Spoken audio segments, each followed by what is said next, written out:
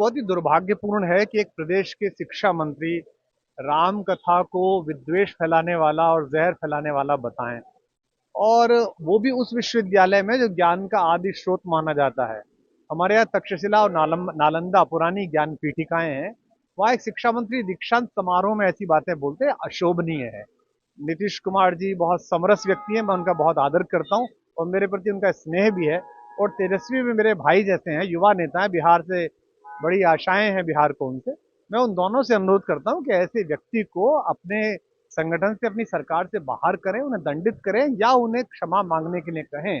क्योंकि दो बातें इसमें हैं कि एक तो या तो उन्होंने रामकथा ठीक से पढ़ी नहीं है, और दूसरा क्या वे किसी एक धर्म को, किसी एक मत को ही इतना सहिष्णु मानते हैं कि उस पर बोल सकते हैं। मैं सभी धर्मों की वरेण्य पुस्तकों का आदर करते हुए कहना चाहता हूं कि क्या वे किसी दूसरे धर्म की किसी मानद पुस्तक पर ऐसी बात कह सकते थे?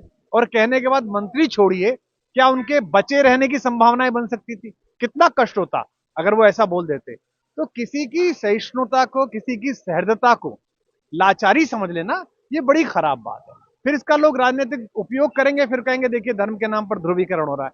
तो मैं आशा करता हूं कि आगे से वे इस बात का ध्यान रखेंगे।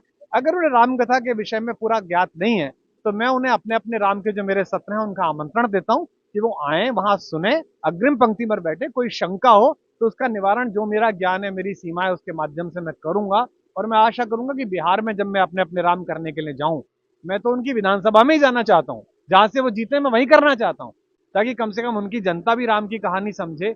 जो राजा राज्याभिषेक के बाद ये कहता हो अपनी जनता से, जो अनीति कछु भाको भाई, तो मोहि बरजो भय बिसराई। अगर मैं भी अनीति करूं तो भय छोड़कर मेरी निंदा करना, मेरे मुंह पर कहना।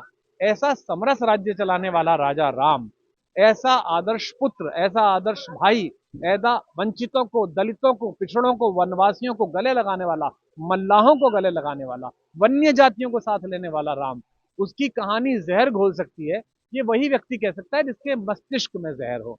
तो मैं उनके मनस्ताप के शांत होने की कामना करता हूँ और अपने भगवान राम से प्रार्थना करता हूँ कि उन्होंने तो बहुत सारे जयंत, जिन्होंने उनकी निंदाएं की, जिन्होंने प्रहार किए, उनको भी मोक्ष प्रदान किया, इनको भी जीवित रहते हुए मोक्ष प्रदान कर।